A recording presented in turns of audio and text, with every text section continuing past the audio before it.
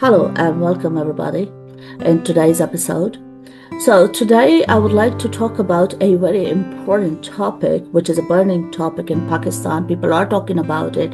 Some group of people, they are in favor of it and some are against of it, and that is HPV vaccine. So I would like to give some information and would like to touch upon some myths and facts. So what is HPV?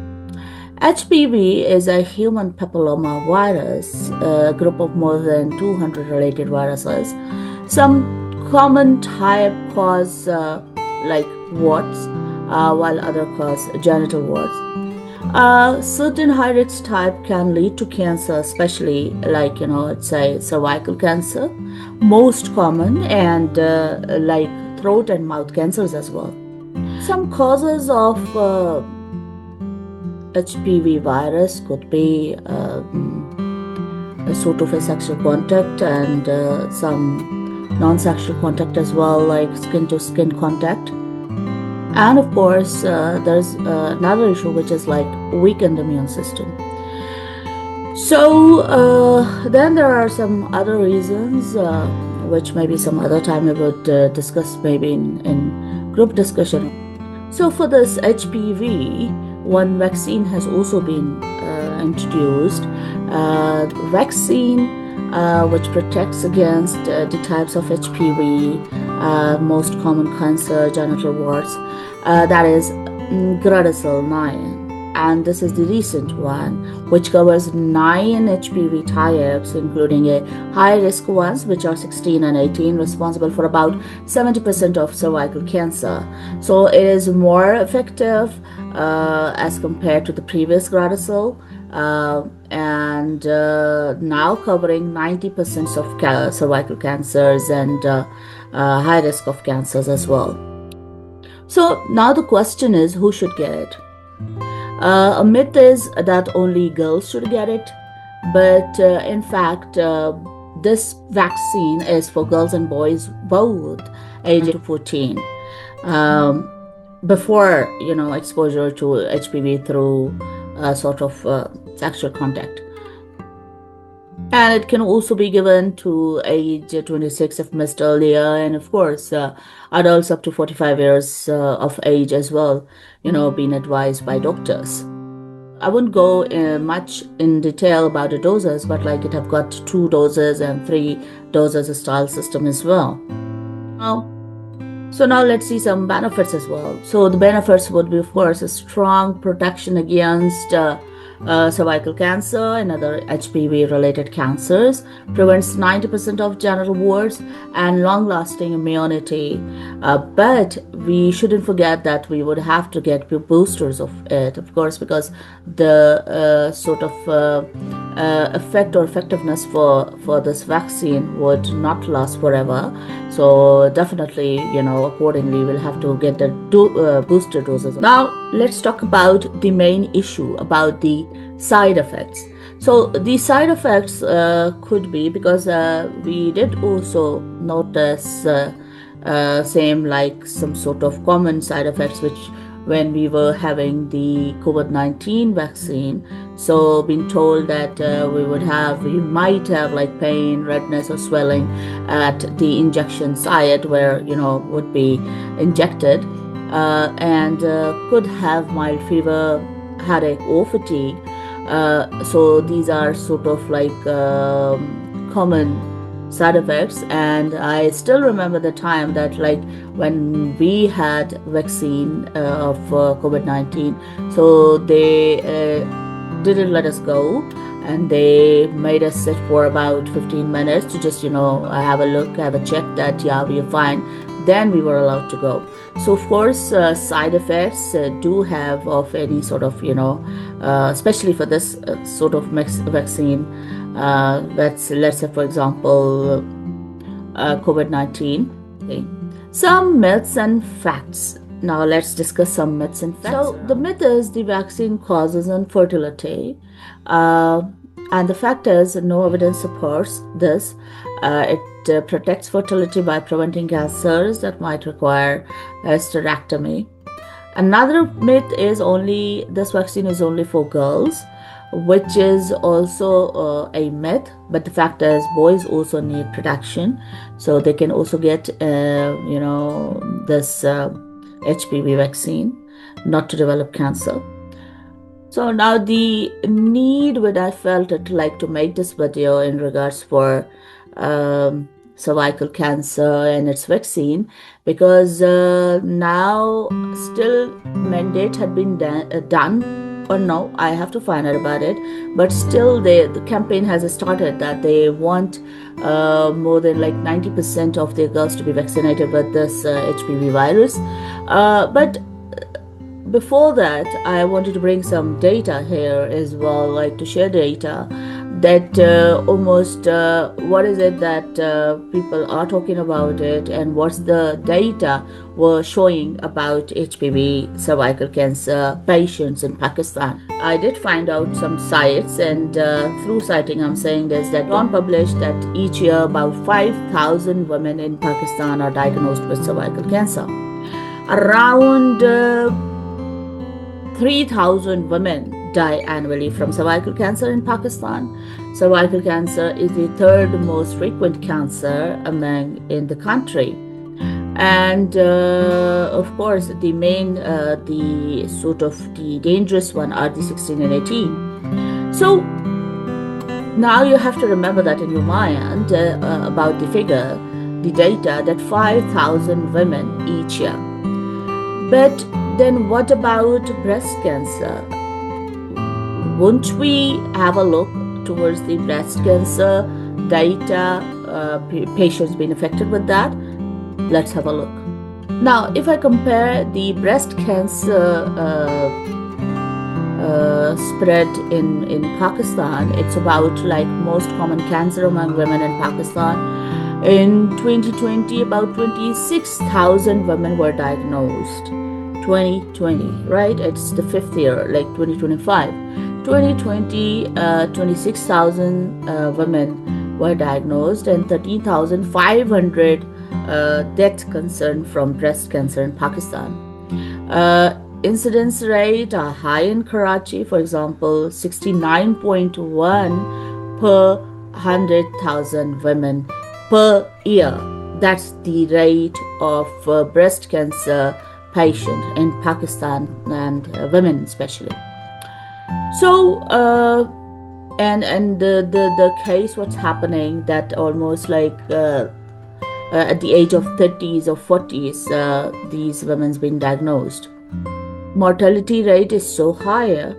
So when you compare this with HPV cases, I think breast cancer cases are more than that, and we should heed our attention towards breast cancer, not cervical cancer, where if we compare the data, it's more important that we should heed attention towards the breast cancer.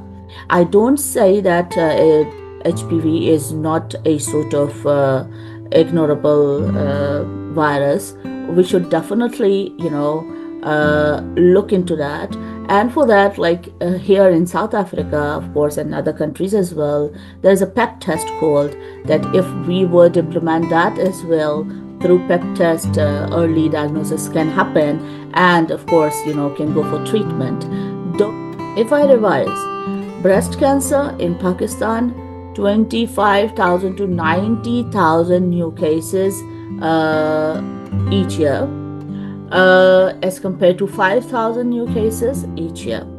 Mortality rate 13,000 plus death, and comparatively, like when we see cervical cancer, 3,000 death each year.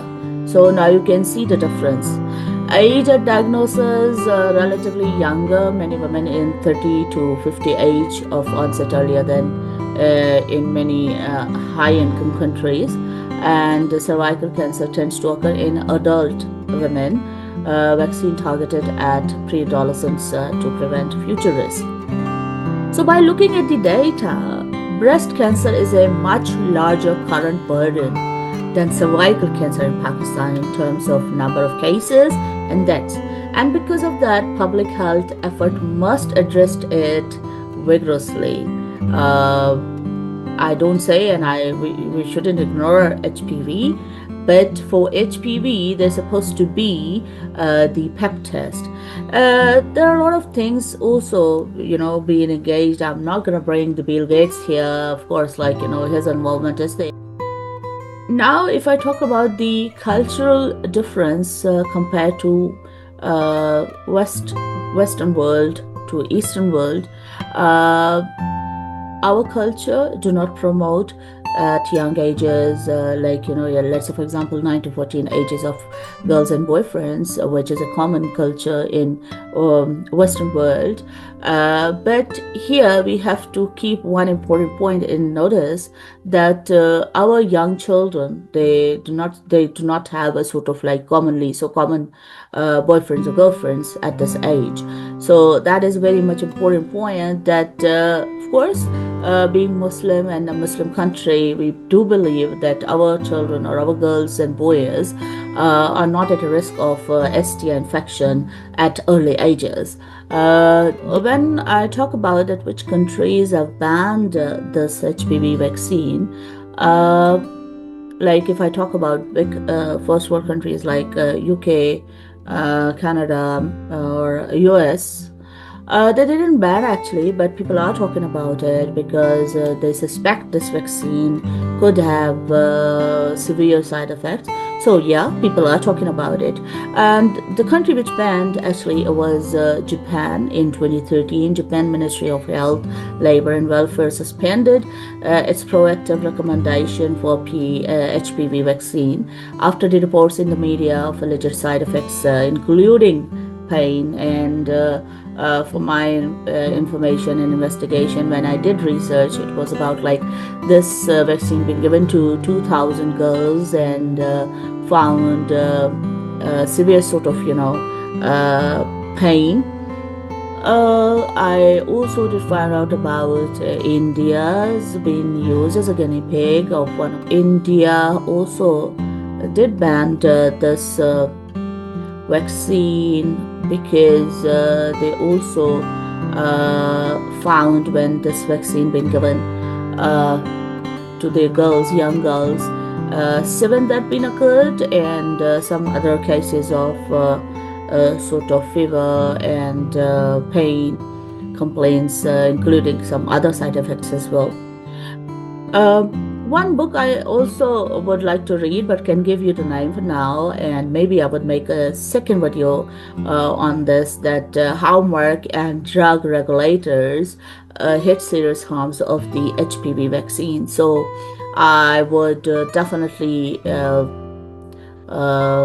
read this book and would give the review of this book as well.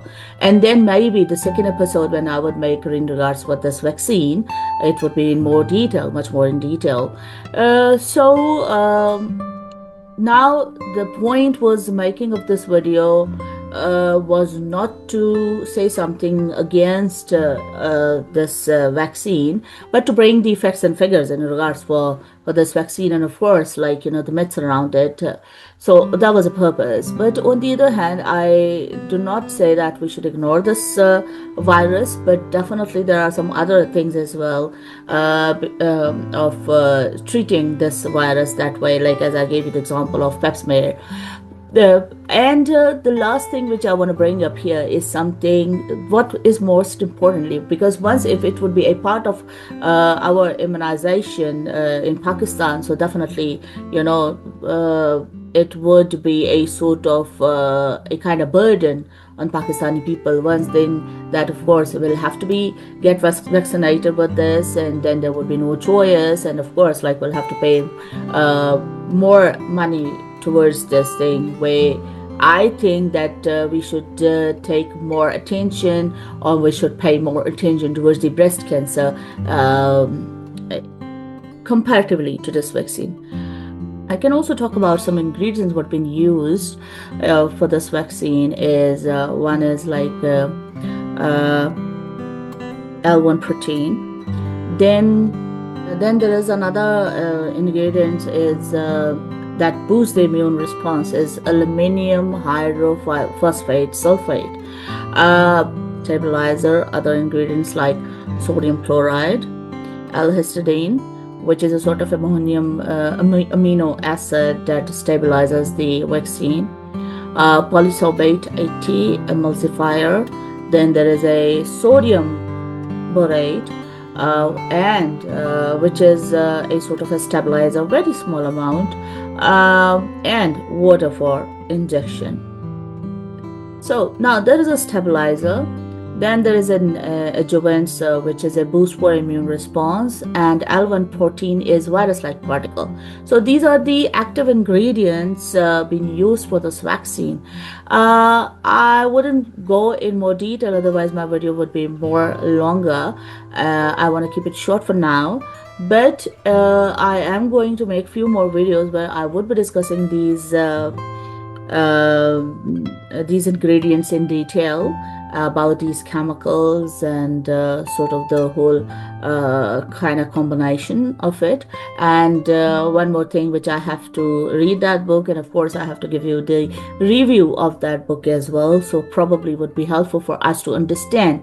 My purpose is to spread knowledge and awareness through bringing information, through sort of putting up the facts and figures in front of my viewers and audience. So now this is you to decide whether you're going to go for a sort of taking a wise decision, whether you have to go for this vaccine. So that is it for now, and I will see you guys in my next episode. Until you take good care of yourselves.